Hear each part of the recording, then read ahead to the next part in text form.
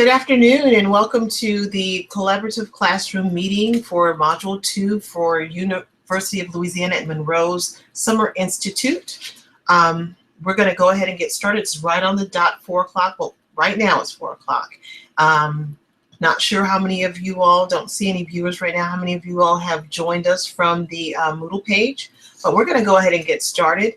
I want to make sure that, let's go ahead and take a look and see how many are in Moodle. We've got one viewer. That's enough for us to start. Everyone else can watch the video. As we start today, we are going to do a review of the material that was presented to you in Module 2.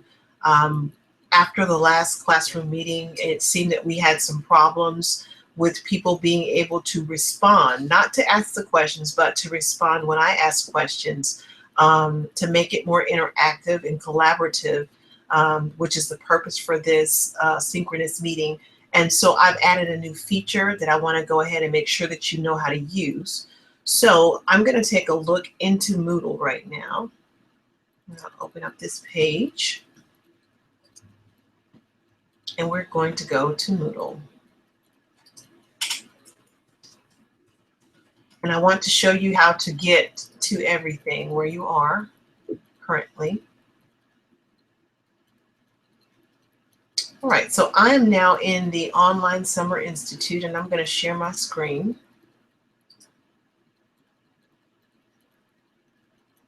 Here we are. And I'm sharing. All right, so we're going to take a look. We're going to take a look back at the main page. Let's see where we are here.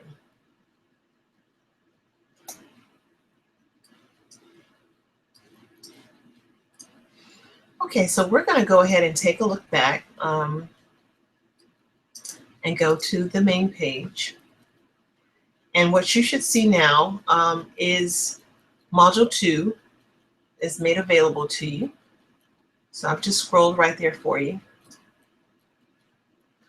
In Module 2, if you'll scroll down and find the collaborative classroom meeting right there. It says Collaborative Classroom Meeting Module 2. Click here to participate in the Collaborative Classroom Meeting. Scroll past the YouTube presentation and click the Google Plus link in order to ask questions. Many of you had a difficult time replying and participating via the Google Plus event page, so I'm including the link to my Today's Meet classroom, and there's the link. And then it will also allow those of you who are watching at home at the recorded version, if you're not attending live, you would then, as you're watching the video, access the Today's Meet and respond and have questions there. Okay, I have, there are two things that people are saying. If I try to respond, it takes me out of the live session. I have a tip for you. You're going to have to create tabs. So on your computer, I currently, while I am broadcasting to you, I have about 6 tabs open so that I can readily share things. The Google Hangout is a pop-out window, and you may have to allow that to happen so that you can view a pop-out window. And once you allow that as a default, then it pops out and you can go back and forth to different tabs. Well, someone just can share that suggestion. Madeline, thank you. You do have to open in different tabs. So you allow the video presentation to be viewed as a pop-out, or pop-up is what they might call it. And then you can go to your actual browser and you can locate a different tab, and then you can go to the Today's Meet and access that. I see that 3 of you found it, so that's really good news. If you'll follow me, I'm going to go ahead and click into the Collaborative Classroom Meeting module.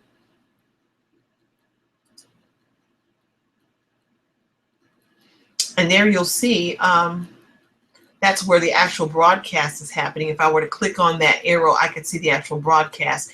Here is where you'll go if you want to ask a question. And while I am presenting, I can see those questions pop up. I will select a question and answer it. And once I've marked that it's been answered, it'll be time stamped. So when you go back and watch the playback, you'll be able to see when the question is asked, so you don't have to watch the whole thing to find the answer to the question. Of course, here is a link to get you to today's meet, but I've also gone ahead and placed in the page the actual projector view. So this shows what's being typed into the today's meet right now. And so it looks like, Stephanie, maybe that opening the tabs that worked for Alyssa and Randall. Okay, so Nicholas, great. It looks like you're not having any problems. And Missy, hopefully you and Christy can get that taken care of. So this is allowing us to be able to communicate almost like a chat, so that when I ask questions, you'll be able to go ahead and respond. And it will be more collaborative and allow you to actually interact and participate. And so I can give a more viable participation grade because you have a chance to actually answer questions. Just wanted to show you where all of that was, so that you can get to it during the broadcast. And like I said, have the most full experience that you possibly can. So we're going to start off with, as I said before, a quick review of what took place in Module 2 as far as the materials that were presented. We're going to talk through some of that, get some feedback from you all, make sure that if there are any questions out there, that you get those questions answered. I have the Q&A open now, and I have one question. Okay, Rachel, so there are two different ways that you can interact. If you have a question, you can utilize the method you're currently using, which you're in the Google Plus, and you've asked a question and it popped up for me to be able to see during the broadcast. There's a separate window, and that will be used not to ask questions, but to respond to my questions. So you can use either or depending on what you want to do. If you want to ask me a question for me to stop sometime during the broadcast and answer for everyone, then you will use the Google Plus. If you would like to respond to a question that I ask you, you should use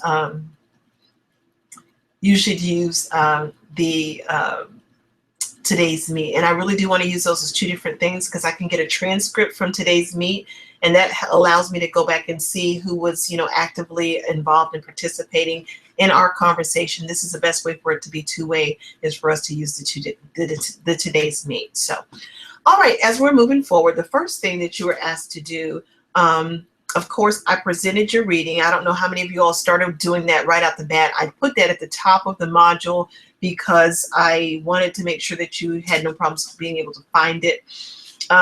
But I didn't necessarily want you to start with the reading. We wanted to start off the bat with a question. And the question that we asked in the forum for Beginning Teachers Forum was this one, and we're going to share the results.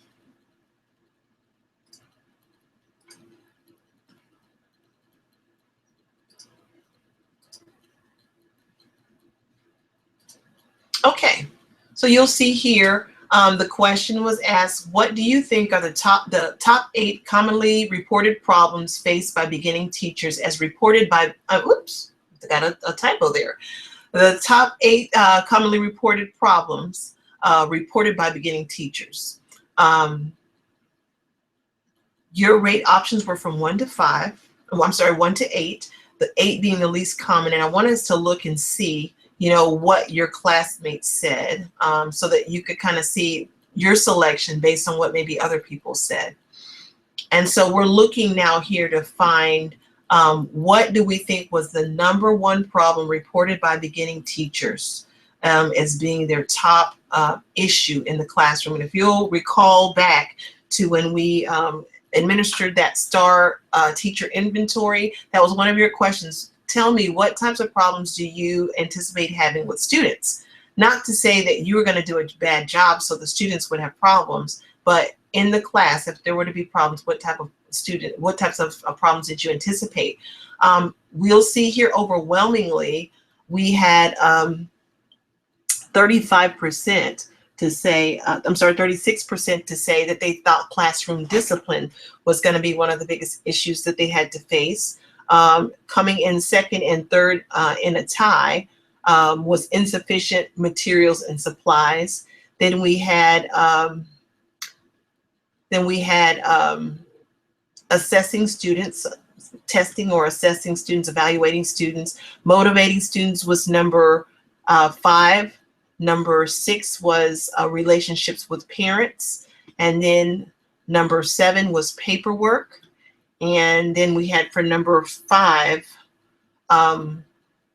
we had relationships with parents. Again, I'm sorry, wrong. It was dealing with individual differences, which had 7 votes. So this was a good jumping off point for us, I believe.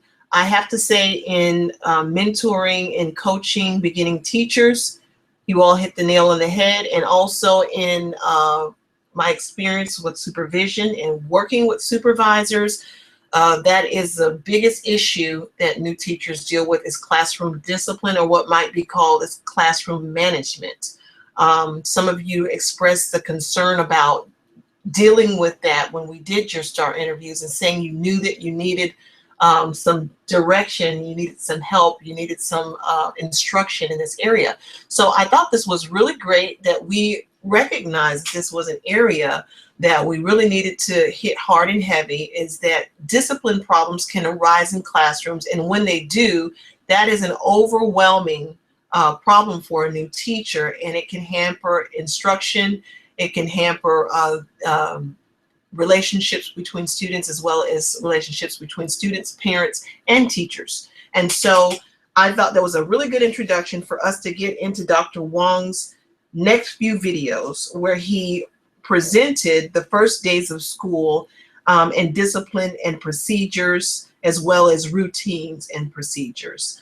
What I want now for you guys to do is to take to the today's meet to respond to me. And I want you to tell me when you think about classroom discipline being perhaps one of your biggest stumbling blocks going in, maybe not as a brand new teacher of record, but as a new teacher that's being trained, a newly trained teacher. Some of you have taught, and you basically had to find out some of these things on your own.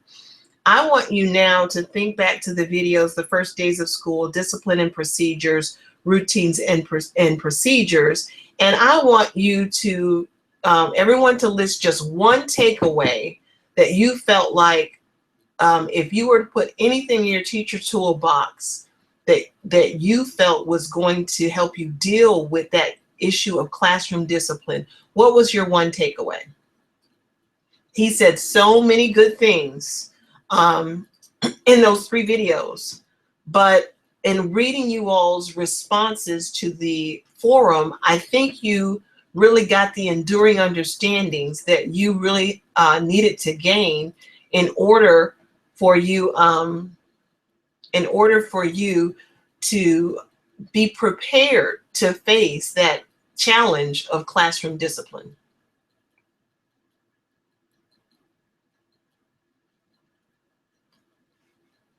I'm hearing people saying that it's blurry on your screen. Let's see what we can do about that for you. That's a screenshot, so it might not look much better. It's a little bigger now, so just let me know. Okay, I see some of you are starting to respond. That's great. If you're still having a problem with the blurriness, you can put that in there. Oh, I'm going to start reading some of these great ones that I'm hearing, a big takeaway. Karen says, never raise your voice is her takeaway for being prepared when you go in, realizing that there may be some students that are not going to come in ready to follow procedures and routines, that may not follow directions, that may break rules. Her takeaway was never raise your voice. If you want to be prepared for dealing with classroom discipline issues. Oh, Stephanie, In redirection, she says, asking what is the procedure for blank when you have some of those issues that arise. And on that same note, Rachel was saying that you're reteaching those routines until they become routine. Great, great, great.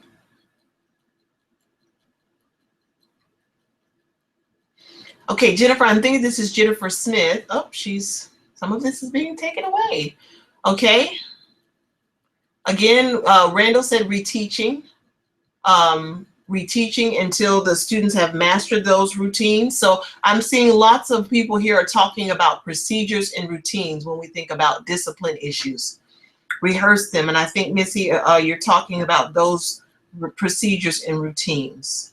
So that's been picked up on by quite a few. April, I like what you said about addressing the behavior and not the person. Madeline, I think that's really important, making sure that the consequences are clear. And some of the other people, we're going to look at a couple of those posts when you said making sure things are clear up front. That again is setting your expectations.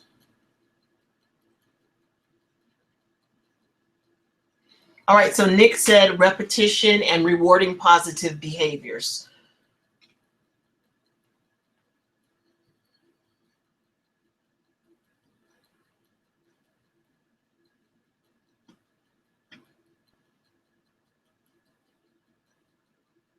Okay, I've got one. There was a question here, Stephanie. If you don't mind, if you're able to put that in Google Plus, I want to answer your question, but if you put it in Google Plus, I can address it. And then when I address it, I can click done and it will date stamp it for another person. If they have that question, they can find where the answer is. So Stephanie, you had a question about refusal. Consistency is a big thing. Now, if that was one takeaway, I appreciate that you got that consistency. Missy and Nick have said having things posted, and if you looked at the reading, they talk about some of that. And then also today, this week's assignment where you are creating your PowerPoint presentation, that could be a way also to present that. All right, well, thank you guys for your responses and interacting. I look forward to reading those reading from those of you who perhaps are going to be watching this as a recorded version. We'll look at that later on. I'm going to give a few more minutes to see if, and who was that had posted that for me? Stephanie, if you get a chance to put that in Google Plus, I would love to be able to answer that question for everyone and tag it. When I see it in there, I'll go ahead and go back to your question. Consistency, consistency. Okay, Nick, you're saying that those procedures and routines become an unconscious thing after a while. Yeah, it really does become kind of an innate thing where they just know what to do. We're going to move on now. I wanted to take a look at some of your form questions after watching those presentations. You were asked to do 3 things, and so we're going to take a look there.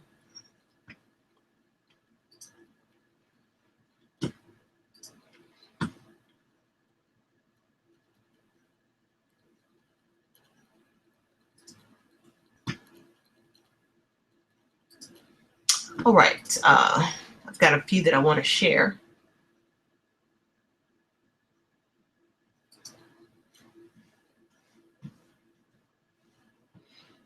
First question.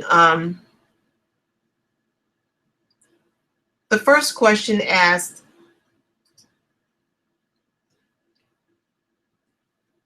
for you to discuss the statement, the most important variable governing whether the student learns or not is what you do in the classroom. Do you agree or disagree, and why?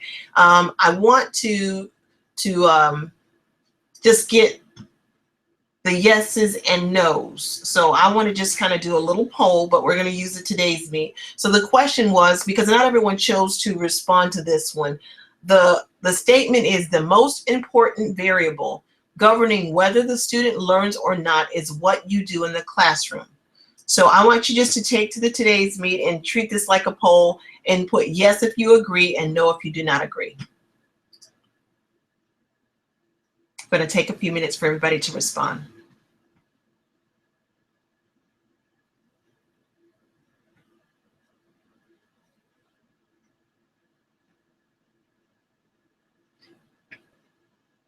Christy, yes, I can see you. I can see your responses.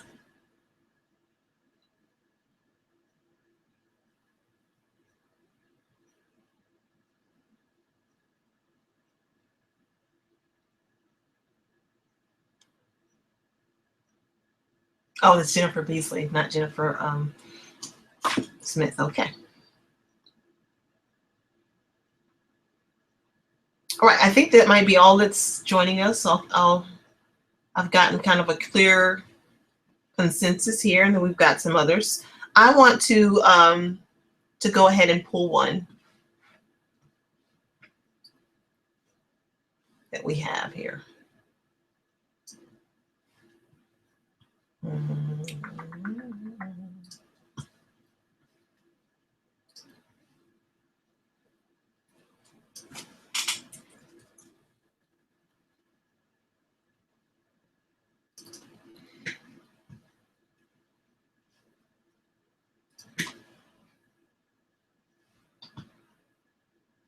All right, we're going to check this out, and hopefully it won't be blurry for you this time.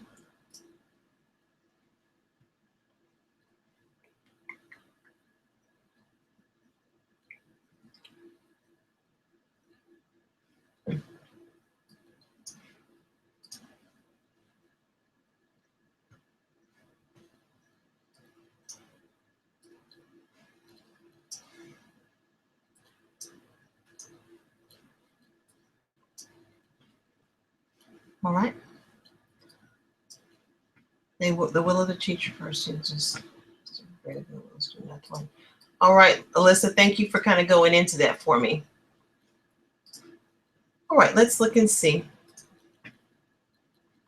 I'm hoping you guys are able to see this. I don't want to make it too big.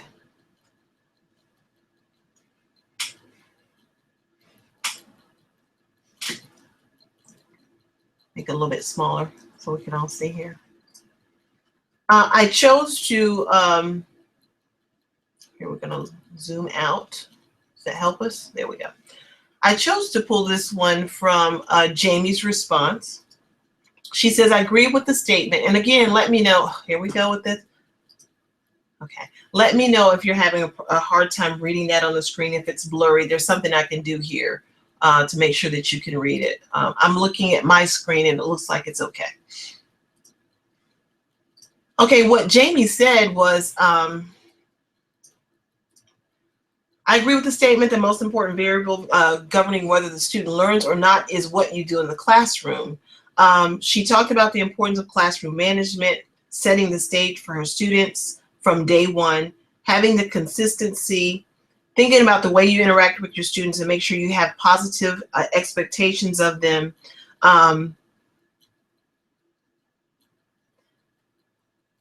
And then also, I like what she said at the end when she says, I firmly believe our actions in the classroom have the biggest impact on our student success, and it is our job to lead by example. Okay, Missy says it's still blurry on her screen. Not really sure what that's all about. I can see it really clearly.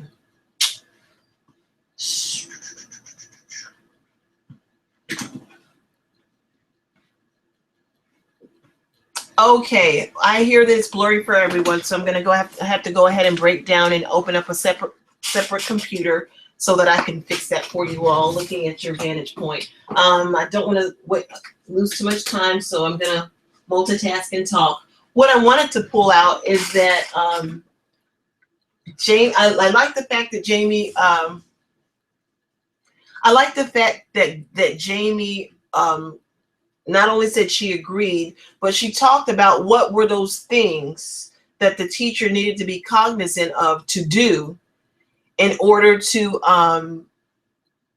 make sure that she or he set the stage for learning to take place. I wanted to make sure that we understand that we're not saying that the entire responsibility lies on the teacher.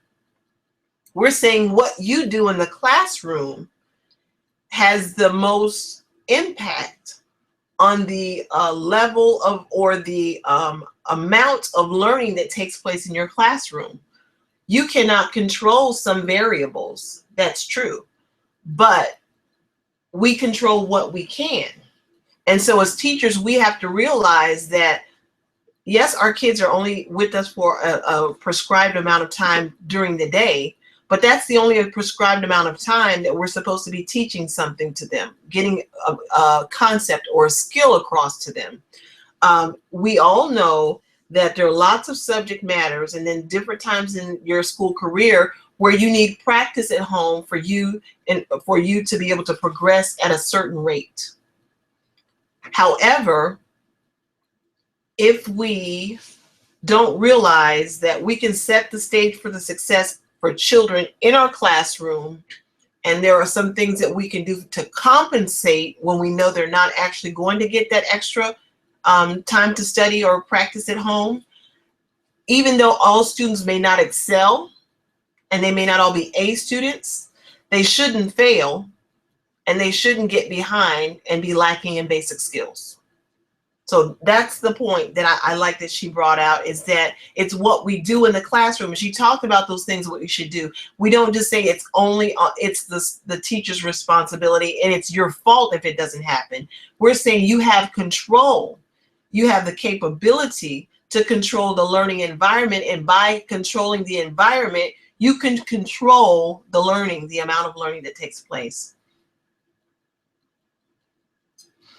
And of course, Amanda agreed with her, saying that the consistency, starting from day one, being consistent, making sure that they know what to count on, that there is consistency, there is stability, there are things that they can learn. They learn the routines, they learn the procedures, and that those routines and procedures make learning happen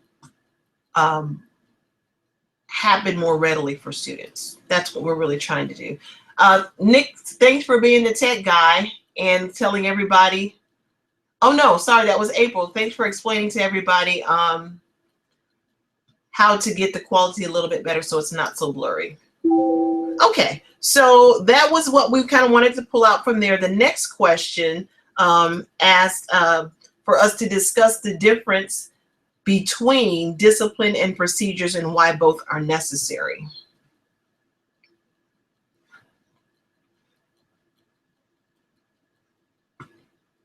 Missy, thanks for sharing that feedback. Oh, and I did want to make one comment. I know there was it wasn't 100% that we all agreed with the statement, but I did want to clarify the statement just so that you realize I have a saying that you can only help a person who's doing something. If you are laying flat on the ground, wallowing, I can't actually help you to walk, because someone has to be doing something for you to help them with it.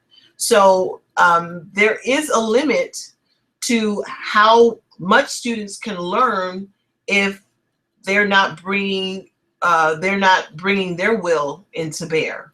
But what we have to realize is that we're looking at the 80%. We're not necessarily looking at the 20% of dissenters. We're looking at the 80%, and we're realizing that the majority of the students may not come to class loving school. They may not come to class loving your content. They may not come to class loving you. But when you provide them with structure, accountability, high expectations, some amount of independence because they know what to expect and they know what to do on their own. When you provide them with a roadmap so that they know what's going to come next. When you provide them with opportunities to succeed. Everybody likes to win. So if you can help your kids to have quick wins early in the game, you will get them on your team. You'll get them in the boat. They'll believe they can do something. They'll believe that they can learn, and they will try their best for you. And if they try their best for you and they don't have a learning disability or some issue that has to be addressed in another way, then they will be able to at least meet our basic requirements. That's really what this is saying. for us not to write it off and say things are out of our hands. We have a lot more control and power than we actually understand. Next one is about discipline and procedures, and this time just flies, and we've got lots to talk about. So I never saw that question up there, Stephanie. I really wanted to address it. We may still have some time at the end for me to address your question, and perhaps I already have. If not, feel free to send me a separate email. It was here in the today's meet. I might respond to it in the forum. So let's get on to our next example. This is not it. Okay. So the next question, of course, again, was discipline versus, I could spell discipline, I could find it, versus punishment. Okay. So the difference between discipline and punishment. Stephanie, I thought this was really succinct and to the point. Discipline is punishment for disobeying the rules. That is the most succinct and to the point description I could give for discipline. They have to be linked to rules. You don't discipline a person just because they did something and you don't think it was the right thing to do. It has to be tied to something. The police officer, when they come and pull you over, there is a law that they're referencing. There was something, there was a rule and you broke it, and here's your punishment, here's your ticket. Procedures explain how things are done correctly. When procedures are taught and correctly put in place, everyone knows what to do and the chance for behavior issues are minimal. And I'm glad you said minimal, because that doesn't mean that they're going to be non-existent all the time. Sometimes kids know what to do and sometimes they don't do it. That's why you have to be very careful and understand what's the difference between routines and procedures and what's a rule. Because if you want it to be something that is a non-negotiable, that you want students to do this or not do this all of the time, then it has to be a rule so that you can tie consequences and rewards to it. Procedures have no discipline or rewards. It's strictly how things are done. Again, that you walked away with his takeaway. Some people, when they listen to that, they say, I don't agree. But again, they have to understand what is the difference. You as a teacher grow in knowledge of what needs to be a rule. What is a non-negotiable? And the rule, again, is based on what needs to be in place for learning to happen here. And if this is not in place, the learning won't happen. So we can't have it as a non-negotiable. Discipline is a reaction to misbehavior with consequences or punishments. When someone breaks the rule, it is usually followed with discipline. Effective teachers teach procedures, which replaces the need for discipline. I like the way that you put that. Procedures, some of the things that kids get in trouble for, there might be consequences, natural consequences that come out of it, but it's not necessarily a punishment. If your procedure is that students should write their name at the top right-hand corner of the paper, and the student does not do that, then the result is that you didn't know it was their paper, they didn't get credit. That is a natural consequence, but you didn't punish them.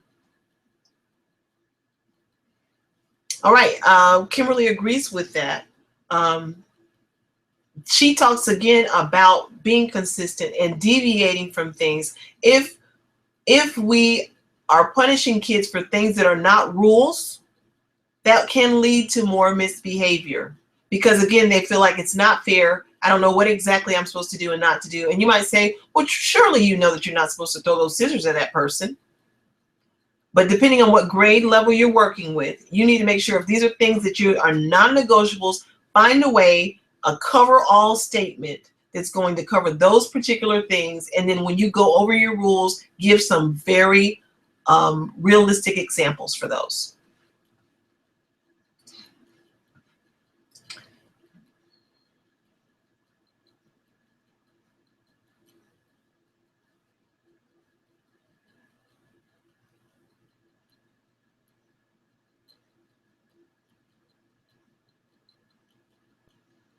All right, just looking at some of you all's responses in there.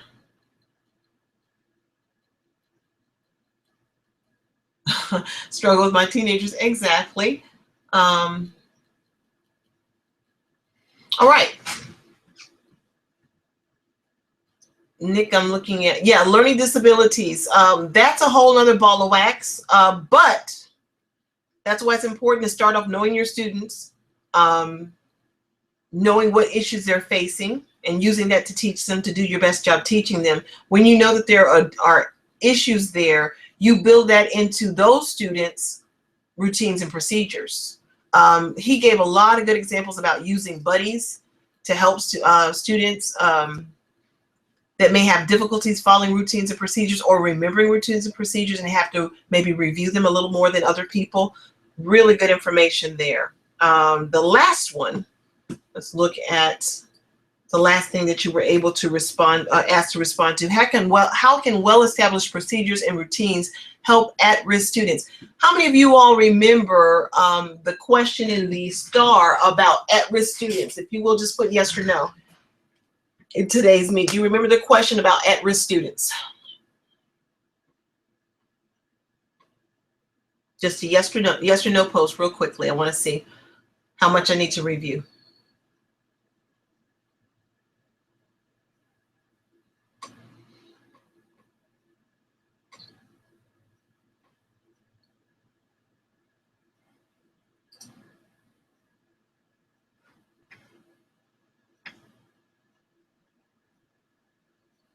Okay, most of us remember that question. So if you'll remember, I defined the statement, I defined the term at risk for you first. Some of you, I went in to explain why I defined that term, and some of you I did not. The reason we defined the term is because the term at risk has become overused in the media and other places by people who are not educational professionals. So when they use the term at risk, a lot of times we see that term at risk to describe socioeconomic standing, parents' level of education, all these different things. And what happens is that people have done research to find that a correlation between students that are 1 or more years behind in basic skills, that there are some students, there are more students in certain socioeconomic groups and different other types of groups that meet that term of being at risk. But at risk doesn't mean that a person's from a certain socioeconomic group, or that a person is at risk because their parents are not at home or they don't provide different things for them. When we think about a student being 1 or more years behind in basic skills, that has to do with learning. This is like a student that is in the 2nd grade and can't read. They're 1 or more years behind in basic skills. There are a lot of factors that could play into that. Some of the factors might be, surely, yeah, they were given sight words to take home and to review, but no one reviewed them with them. But again, we take ourselves back to the classroom, what we do in the classroom. In most cases, unless there is a learning disability, even though that student may not be reviewing those at home and have anyone to go over with them in kindergarten or the 1st grade, with the instruction that's taking place in the classroom, if there's instruction taking place from bell to bell and not lots of interruptions and disorganizations and problems with behaviors and discipline issues and lack of support at the school level, if all those things are in place that need to be in place, most students can still meet the basic skill level. They may not be able to reach their potential and excel, but they still should be able to learn how to read, even if they don't have a person that's reading to them at home. So knowing that, when we think about these at-risk students, we're talking about students that are at risk because they're behind. They are behind in, as we said before, basic academic skills. And there are lots of reasons for that. Some students don't necessarily possess that innate or internal I wanted to go ahead and show this. Let me share that. They don't possess that innate or internal organizational skill that some of your other school students who are excelling have. And so we have to provide that for them, and it's not intrinsic, it's extrinsic. We provide those extrinsic supports for students who don't necessarily come with those intrinsically. Some students kind of understand when it's time to sit down and read a story. They understand and they have a sense of story, beginning, middle, end. Some kids don't have that. Some kids that come in understand procedures as far as what are the normal bookkeeping procedures that would take place in a classroom and what would be expected of me. Some kids don't have that. So that's what we're providing for them. And having that stability, that consistency, that helps those students be able then to develop that intrinsic structure, that intrinsic motivation, that intrinsic discipline. It comes from the outside, and that's what we're teaching them that they may be missing from home. Missy, I agree.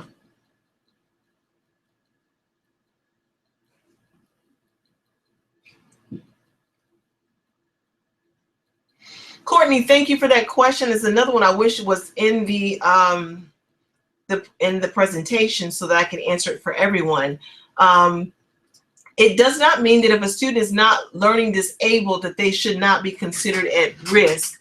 Again, what I was saying is that at risk, that terminology was developed in the academic sector.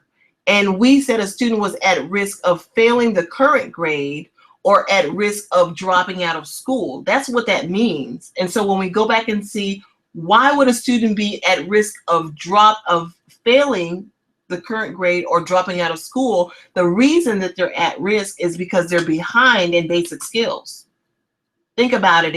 I've been in situations where I taught 8th grade, but a student read on a 3rd grade reading level.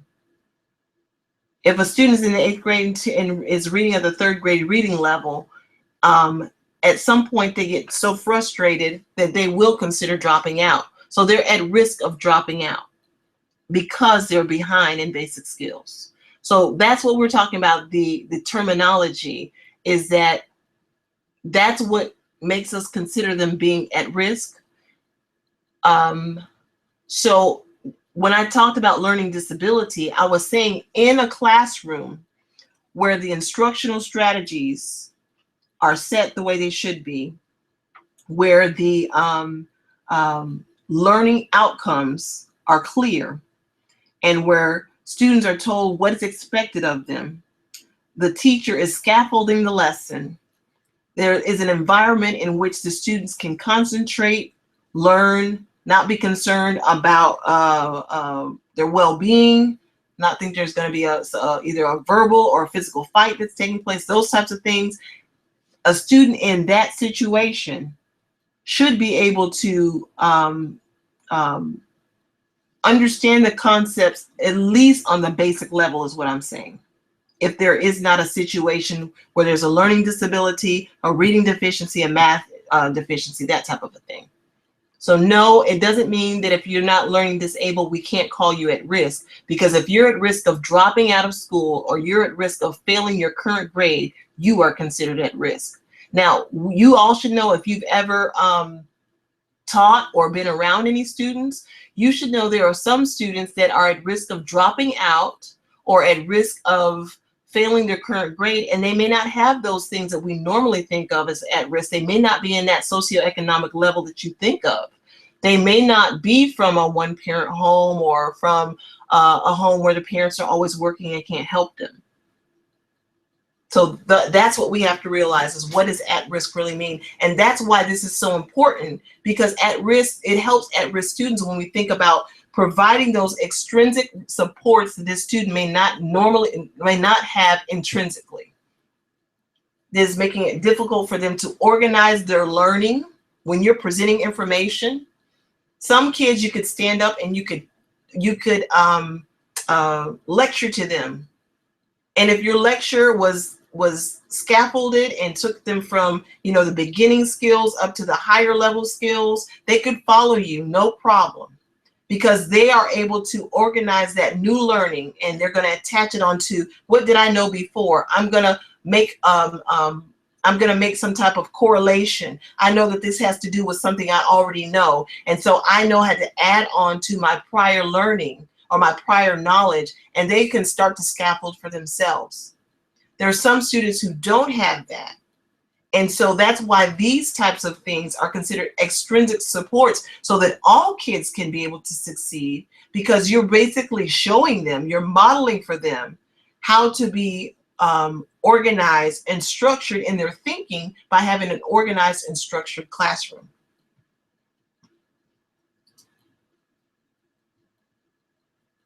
And I also like this post by Andrew, because he in thinking about those students that are considered at risk, oftentimes those students have been identified as having a learning deficiency, a reading deficiency, a math deficiency, a learning disability, maybe some type of a disorder. They may have resource teachers. They may have a parent that's involved in trying to help them to meet their potential. And so having these in place can help other resources, other human resources, other people that are their support system, be able to support the students to continue to follow those routines and procedures, even in your absence.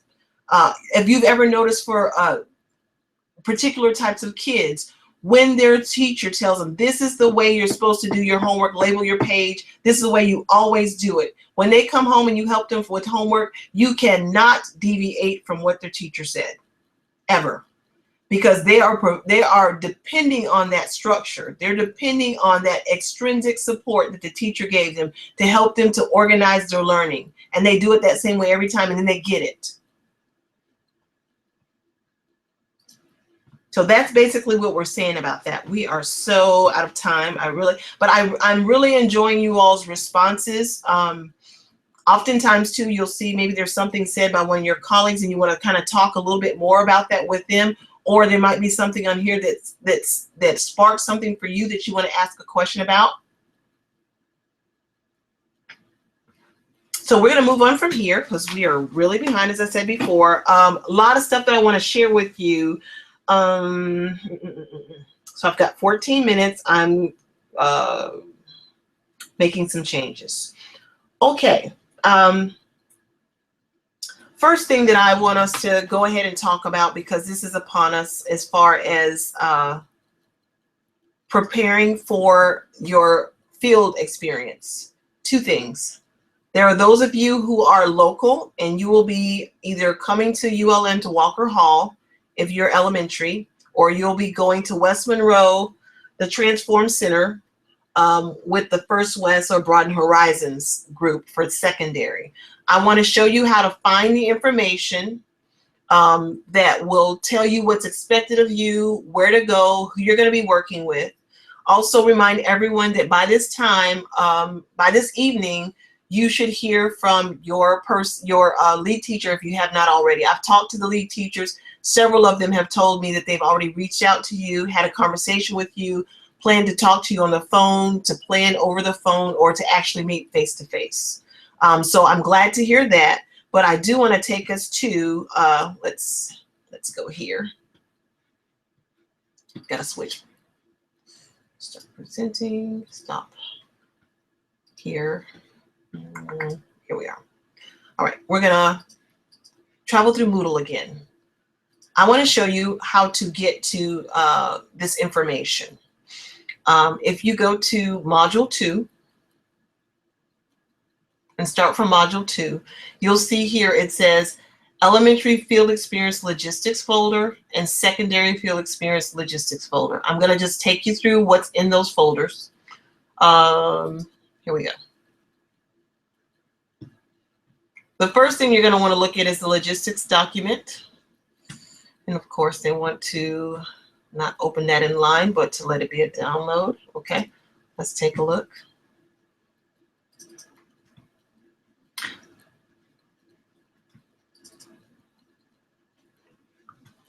Okay, let us stop here and see if I can find it. Here we are.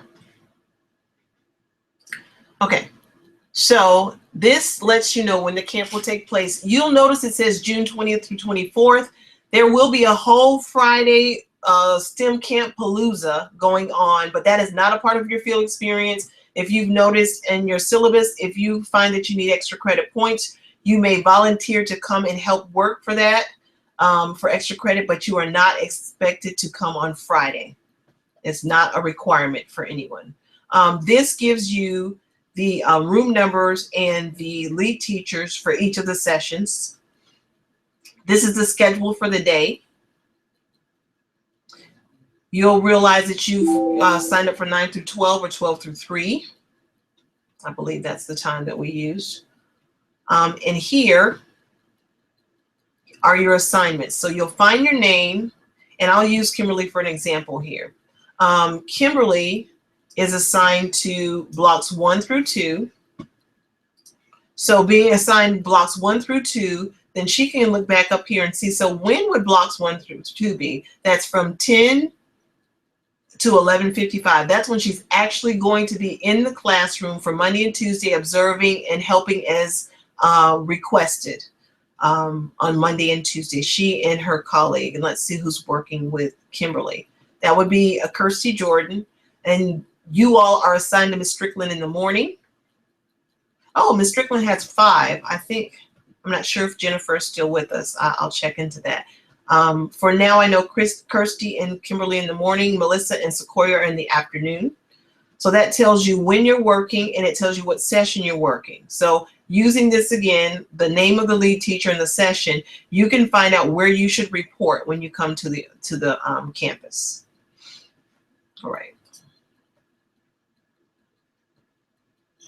Okay, Stephanie, I got your question, and we're gonna get to that in just a moment as well. Stephanie is long distance. I'm actually, Stephanie, as I told you on Friday, planning on doing a separate webinar for you all. You can either look at it real time, or you can look at it at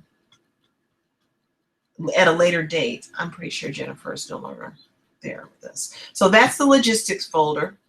I'm sorry, the logistics document. The next thing that you'll find there is the block rotation. And this lets you know when you will be observed and by whom.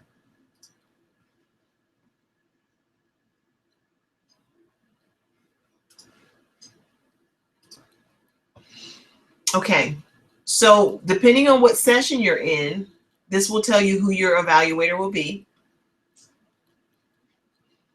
And the reason we have the contact information for the evaluators here is that you need to share your lesson plan for your solo teaching. You need to share that with your university with the evaluator prior to them actually coming to your classroom. Okay? That's going to be the same expectation when you're doing your internship. You are supposed to, of course, pre-plan. You will email your lesson plan to the evaluator so they'll have a chance to look over it and review it before they come and actually watch the lesson and complete their evaluation of you. So that's where you'll find who your evaluator is and how to email your lesson plans to them. Okay. Let's see, next thing, parking permit.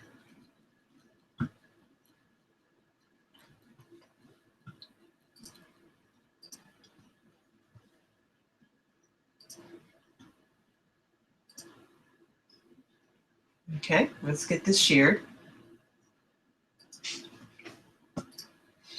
If you are going to be coming to campus to do your elementary field experience, you'll need to print this out and place it on the dashboard of your car so that you won't receive a ticket. There's parking directly in front of Walker Hall. It's not that crowded for summer 1, so you might be able to find a space. I would suggest that you try to get here a little earlier. There's also parking in the parking ramp that's kitty corner, that's right next to the Kitty Degree Nursing building. So there's parking there.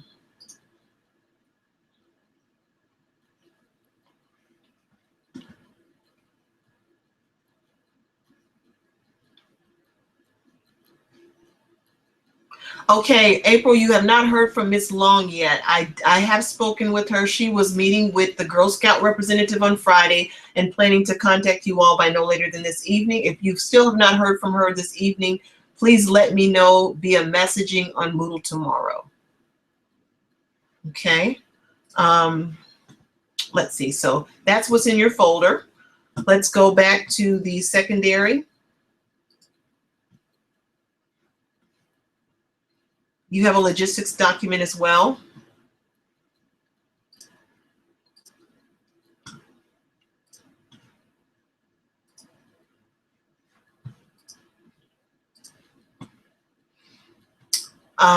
Here are the dates for you at the top, and then this is when the classes will actually take place, even though, of course, you are reporting and staying a little early and late. Of course, you got to get there in time to get set up and stay there long enough to get things put away. These are the sessions. Those are 3 sessions for the secondary. And based on what you signed up for, these are your assignments. You'll see your lead teacher's name is here. And then also your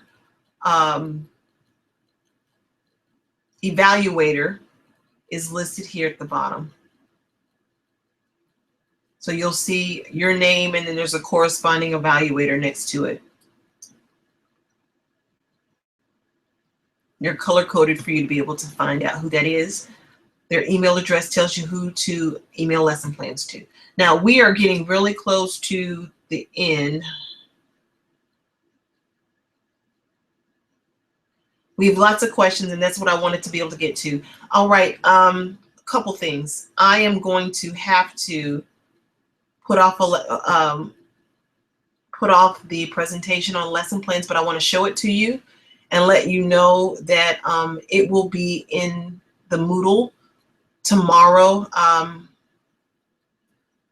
And then if you have questions regarding it, I will just let you put that into the forum post. I want to share that real quickly. Let's look at that. What else do we need? We do also have directions here for getting to First West. You're going to want to not print this off. You're going to want to click here. This is a hyperlink, and that hyperlink will take you to Google Maps directions. Let's see what else we have here. Everyone needs this one, and I need to make sure that we get this to everybody. Permission to publish. Where is it?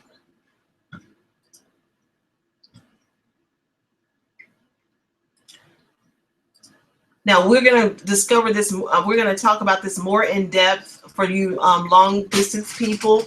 I'm going to send you an invitation to that webinar presentation. Again, if you can't make it live, then you'll just have to go back and look at the recorded version.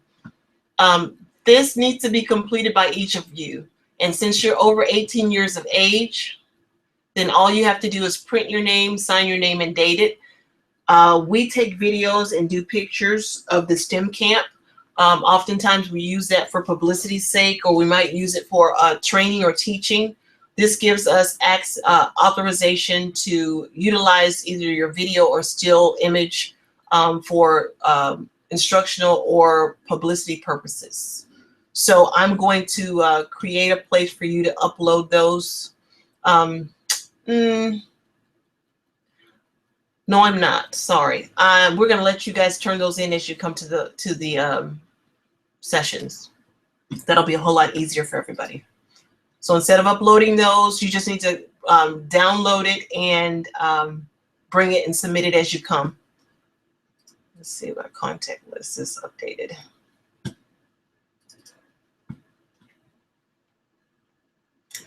Okay, we will also have a contact list available for all of the lead teachers in case you haven't heard from them and you need to,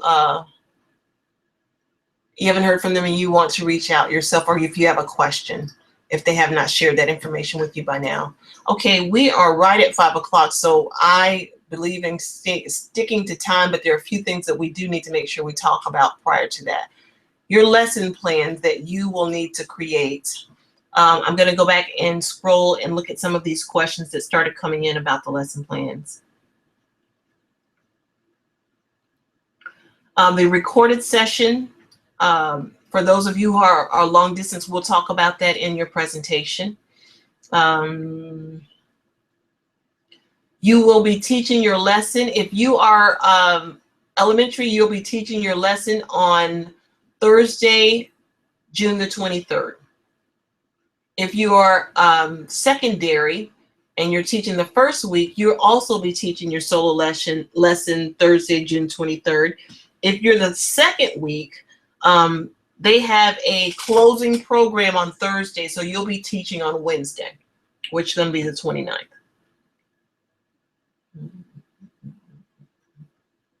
Okay, so I want to quickly make sure that I show you this that you should be looking for that can give you some clarity on creating lesson plans.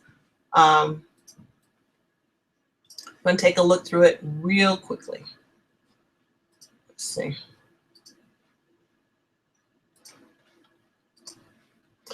All right, we're talking about planning. Move this out of the way. All right, we have access. You have access to the ULM formatted lesson plan. I'm going to show you where to find that in Moodle. This takes you through the lesson plan components. These are all required components for your lesson plan. Then this takes you through what should be in each of those. For the overview, you start with your purpose. You list importance. And for your continuity, for continuity, you won't have future. You'll just have past and today. So basically, you'll make reference to what you'll be reviewing or building upon, scaffolding on from what was taught by your lead teacher. Then you'll talk about, this is what we did yesterday, this is what we're going to do today, and this is what we'll be doing in the future. Okay? Those of you that are teaching the second week or elementary, you won't have a future. If you're the first week, you always could add that, but we won't dock off if you don't have a future. There are a couple examples there for you. And then make sure that you go over the closure.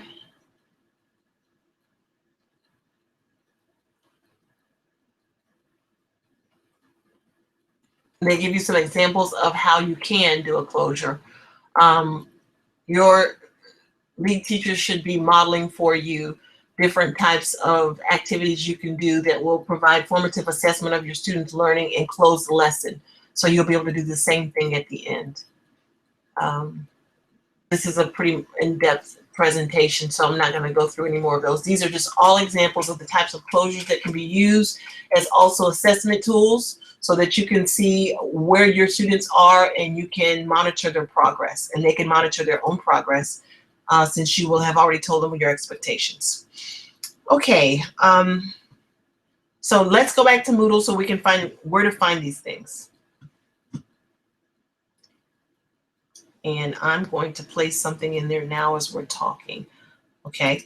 In Moodle, when you go to online forms, when you go to the introduction module, you'll go to course forms.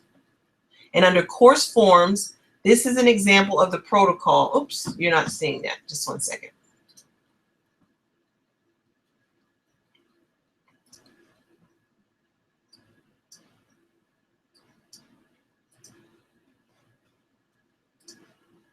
Here you are. Okay, let's make this a little bigger. So you're going to see this is the protocol that's going to be used to evaluate you. You want to make sure that you download it, print it, look at it, and talk about that with your lead teacher so they can help you to be able to meet those expectations and speak to all the criteria. This is the lesson plan rubric, okay? Your lead teacher is sharing their lesson plan with you. in most cases, you are co-teaching with someone, so you all can write the same lesson plan. Even though one of you is going to maybe teach for block 1 and the other person teaches for block 2, you can have the same lesson plan. It does not have to be deviated. As long as you co-create it, both of you all can upload the same lesson plan to get your 50 points in module 4. This observation form, you need to complete an observation form on Monday and Tuesday. While you're watching your lead teacher, you'll make sure that you complete the observation form, and there's a place for you to upload that as well in module 4. Here's the permission to publish that I just showed you. Everyone needs to get one of those printed off and brought to your field experience. Those of you who are long distance, we're going to talk about yours. Yours is just a little bit different. So we'll talk about that in the presentation. This is just the protocol again in the letter of intent that we talked about at the orientation. Okay, I know that was quick. I know you will probably still have questions about other things happening in the course or preparation for your field experience. Hopefully your lead teacher is going to be able to answer most of those. If not, ask soon and often about any misconceptions so that you make sure that you're where you're supposed to be on time and you're prepared to do what you have to, and that you are making sure you get that lesson plan completed and you're prepared to be observed and evaluated. I also forgot about the reflective journal. You will write a reflection daily as well. Not just the days that you observe or co-teach, but you'll also write a reflection on the day that you teach your solo lesson so that you can reflect on what you've done. And we are working on being able to provide you with video for your reflection so you can actually see what happened in the classroom. Okay, we're going to look and see if there are any questions. I see that you all have been kind of talking with each other. There are no questions listed in the Google+. We're at 5:06 and we needed to go ahead and close, but I'm waiting to see if there are any more questions. Lindsay asked a question about the Module 2 summary. The Module 2 summary has not been unhidden. This is something I forgot to say. When we ordered our books, when I checked on the order and made sure that they were actually being sent, I noticed that when the tracking information said that we had said we didn't want any Friday deliveries. So we didn't get our books on Friday as expected. Because of that, I have had a student worker to go ahead and scan in the rest of the reading, which is going to be placed in Moodle. Once the rest of the reading is placed in Moodle, then the Module 2 summary will be opened. I didn't want to have it open and then have lots of questions as to why there were some questions on there and you didn't have the reading for it. So that's what's going on with the Module 2 summary in Moodle, Lindsay. All right, we are preparing to close. It's been a moment since we've had, you're welcome, Nicholas. It's been a moment since we've had any questions or any other activity on the today's meet. Is it due tomorrow? No, I'm going to extend that because we're just going to put the reading in there tomorrow. So that will be extended, Alyssa. As a matter of fact, we're going to do that now. Okay. So I'm going to check and I don't see any more questions. So we're going to log out. Thank you for joining me. As I said before, if you need clarification on anything that was shared, if you have not had a chance to look into the logistics folders, make sure you do that. And so that you can ask your questions early and often, either to your lead teacher or to me via the forum or a message in Moodle. Thank you and have a good night.